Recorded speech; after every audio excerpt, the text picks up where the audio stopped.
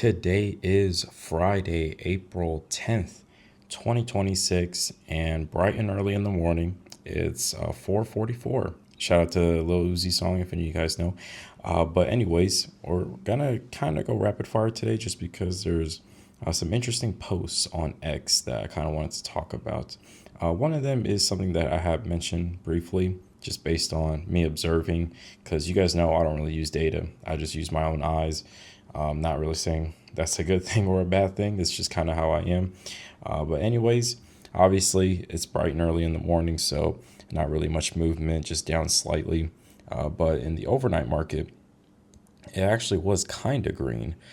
But anyways, if you take a look at the week, volatile swings as always. But at the end of the week, like I said, or like I've been saying for a while, just a big nothing burger. I mean, we were up on Monday, right, to start off the week, and then we were down, and then we were up huge. I should have taken a little bit of profit, especially on IGV.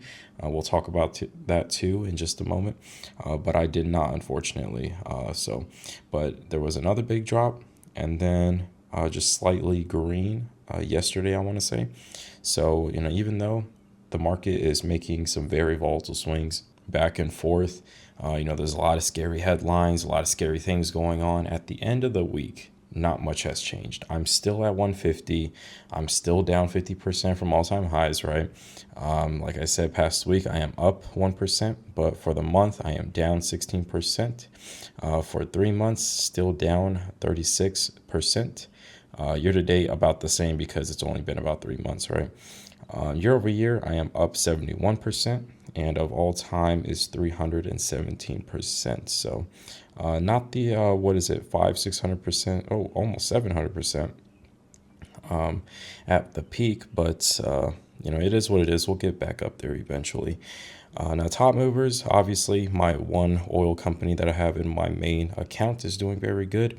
My options are just still kind of hovering around. Lemonade is not doing so hot recent, in terms of these past recent days. But the good thing about Lemonade, though, is the premiums are so high that I can literally roll this out, maybe 1 or 2 months and still collect premium, right? That's how volatile this company is, and how volatile like these options are, and how fat the premiums are. So that is something that I am considering. Now, crypto, obviously, like I said, it's bright and early, start of the day, not much movement, but I want to say it's still not really doing too much. I did buy $500 more of Solana. If you guys haven't noticed, I have 12 Solana now. And part of that is because I think sentiment is just so bad right now. I forgot to bookmark this post, but I recently just saw another 100 million, I want to say, was just liquidated in the crypto markets, the past, I don't know, maybe a few hours. So people are still getting hit with margin calls. People are still losing money on crypto. People are still crying over software stocks, fintech, crypto, big tech. Literally anything that's not oil, commodity, or a foreign stock just cannot catch a break right now. Now, I did switch my returns to total returns here because, like I said, it's the start of the day, so it's not really going to be much movement anyway.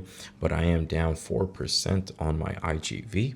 I was up at one point. I was all the way up at 83.50 on the 8th. And I should have cashed out just a little bit because my average cost is 80. So my cost base is at 80. I could have cashed out at 83, left a little bit of shares as profit, and then just shoved it into my secondary account, and then rebought these shares at 76. But it is what it is. That's assuming perfect timing. And also my long-term price target here for IGV is still 100, right? If you look at the charts, there's still a big gap at like 98, 100 range, somewhere around there. So I think a $100 price target is very possible for IGV.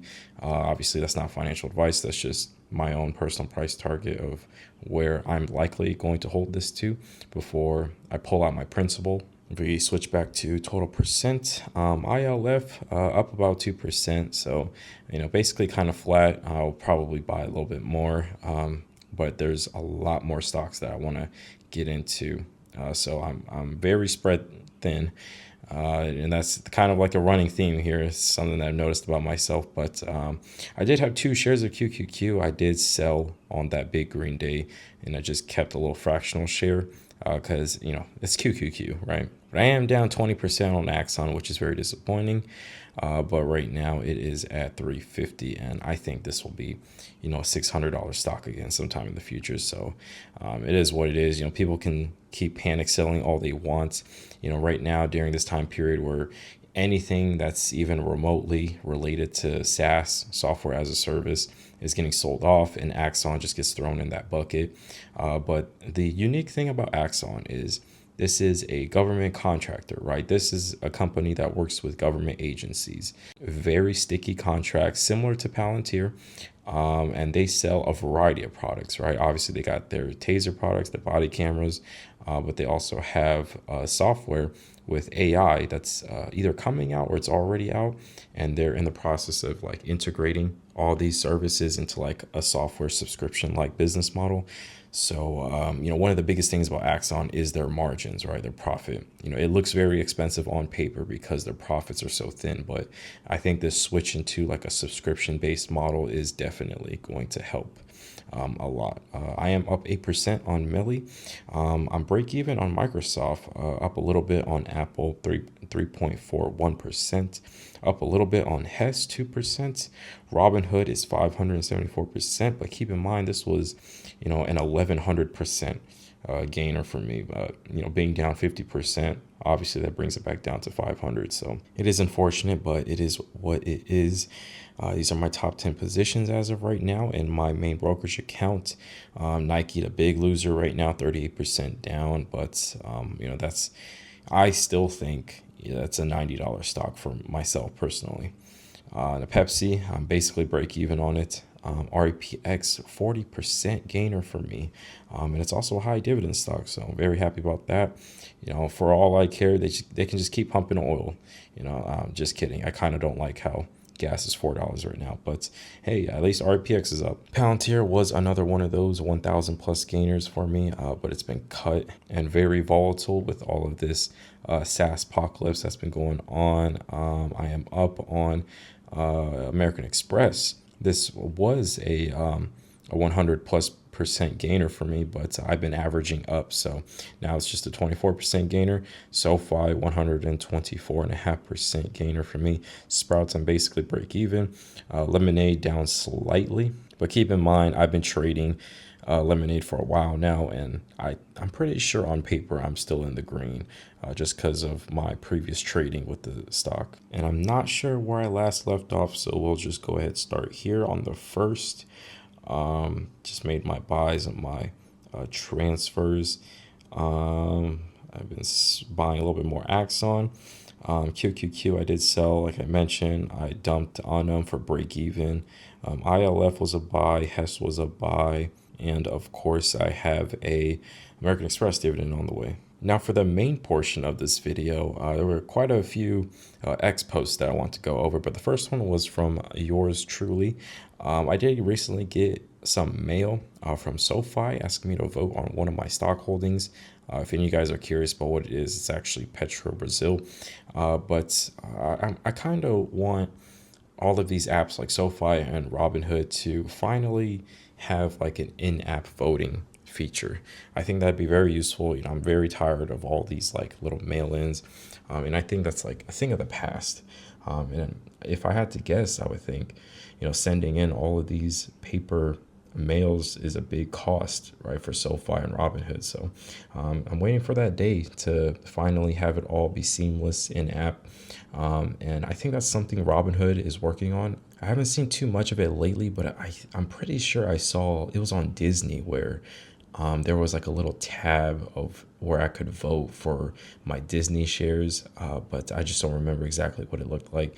I mean, maybe some of the OGs here that have been using Robinhood for a while now know exactly what I'm talking about. But here we have a post from Zero Hedge saying hedge funds are more bearish now than they were at peak Liberation Day bear market. Now, keep in mind, Liberation Day was pretty bad. Like, I almost got a margin call on that day. And, that was when we basically had a flash crash. Like, the market was in a bear market. And if you guys notice on this chart, it seems like this is a good like inverse indicator, or a sentiment indicator. Because if you look at 2021, which was like peak mania frenzy, like something we haven't seen since the tech boom, the 2021 was like when people were paying thousands of dollars for pictures of rocks on the internet for NFTs, IPO craziness, all these different meme coins, pump and dumps. That was peak frenzy. And obviously that has leveled off. And then recently, 2025, we had that Liberation Day crash, as you can see on the chart. And then you see another crash, which is the current, fear that we have right now, the conflict in the Middle East. And hedge funds are even more bearish than they were back during Liberation Day, which was already pretty bad. But just keep in mind, if any of you guys are short this market, or you're betting against some stocks, buying puts, just keep in mind, this is where we are in the market right now. Now we have this post from the Kobesi letter. I think that's how you pronounce it. But insiders have not turned bearish despite this conflict right now in the Middle East. 26.4% of U.S. publicly traded companies saw net insider purchases in March, the highest in 5 months. This reading is up from 20.9% in February and marks the second consecutive monthly increase. This is also above the 10-year average of 23.5. Corporate executives stepped in to purchase their own stock after the market pullback this month, a sign of confidence in a recovery.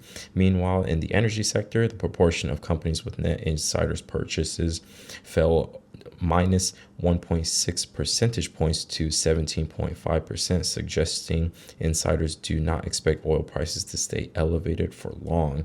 Insiders are bullish of their stocks. Now, if any of you guys have been watching me for a while, you'll know that this is something that I've been talking about for a while now. Some of the key notable insider buys have been like Nike, even though Nike has been performing awful lately. We had Tim Cook step in, the CEO of Apple, actually stepped in to buy Nike in like the 50 range. We had Elliot Hill, the CEO of Nike, of course, himself stepping in to buy Nike stock. And we also had a recent small insider purchase of, I want to say 500,000 or 100K, something like that. But still, this is insiders with their own money, not like stock grants or free earned stock compensation. This is insiders using their own savings, right? Their own hard cash to buy their own stock. And we're seeing this with, I want to say Reddit is another one.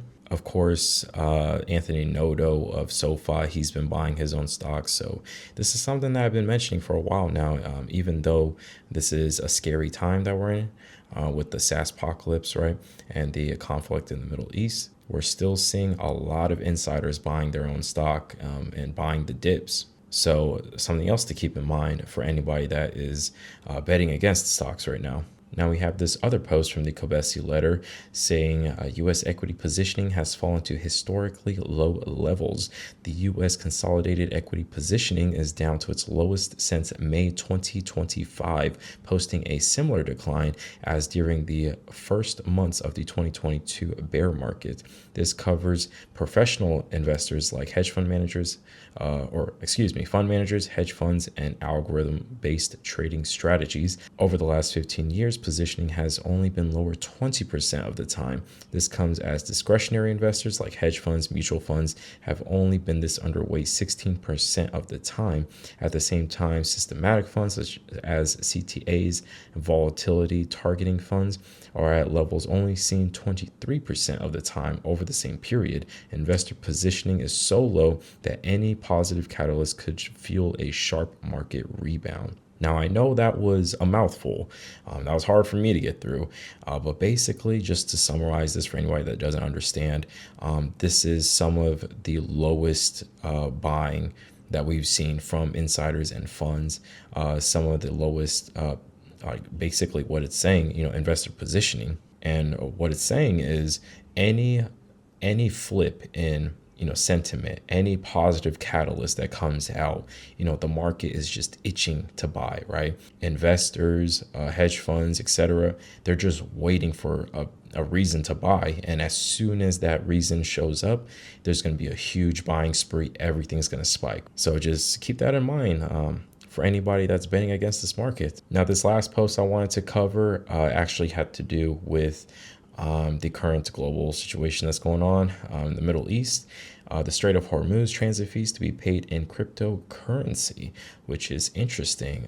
Crypto right now is not doing so well. Software, fintech, even big tech is not doing very well.